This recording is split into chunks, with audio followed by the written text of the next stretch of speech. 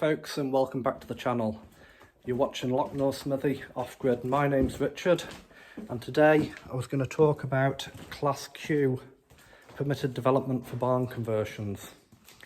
Now, this is still relatively new in the UK.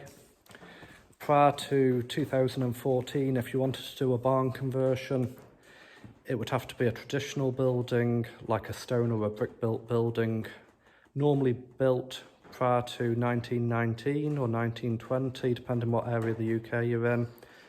And to convert it into a house or an industrial unit, it would have involved a full planning application. Now, due to the lack of affordable housing in a lot of rural areas, the government revolutionised the planning system, and in England in 2014 they introduced changes to permitted development rights to allow more modern agricultural buildings to be converted into dwellings or to industrial. So in England, basically from 2014, if the building had been constructed prior to the 20th of March 2013, you can apply through the prior approval process to convert that building into a dwelling. Now, it's only just come in Scotland in April this year. On the 1st of April, they brought the planning laws in line with England, so you could build larger agricultural buildings. You can now build a building up to 1,000 square metres. Prior to that, it was a building 465 square metres. So in Scotland now, you can also convert a more modern agricultural building into a dwelling, as long as it was built before the 4th of November 2019. It had got to be constructed prior to that date.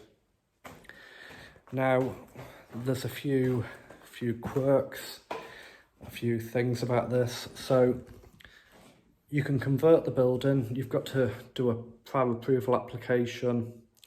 The building's got to have been reasonably used for the purposes of agriculture. And to convert the building, you're supposed to make minimal works to the building. So the building can't be a tumbled down wreck. It needs to, the works need to be fairly minimal. Now we see some barns where they basically tear them apart and rebuild them.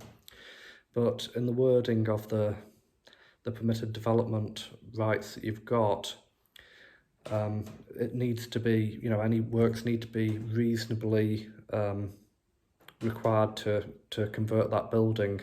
So they basically don't mean knock it down and start again. Now, a variety of buildings can be converted. Your most common building is a steel framed agricultural building. They expect when you convert it, for it to look similar to what it used to be. So they don't expect, large dormer windows in the roof. They don't expect you to change the roof pitch. They don't really expect you to put a slate or a tile roof. They'd expect a similar roof coverings, similar wall finishes. So like round here, what would be fairly acceptable would be either a corrugated roof.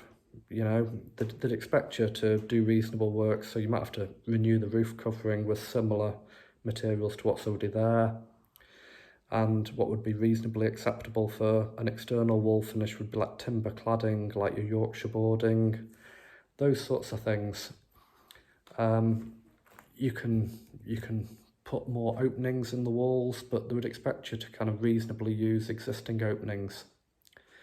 So if you're thinking of going down this route, if you've bought some land with a barn on it, if you're a farmer and you're looking at converting a few of your buildings, to make money, or maybe for extra accommodation for staff or for family, I think the best advice anybody could give you is that before you put that prior approval application in, because you have only got one shot at it, if they decline your prior approval, you can go down the full planning route, but you're unlikely to get it.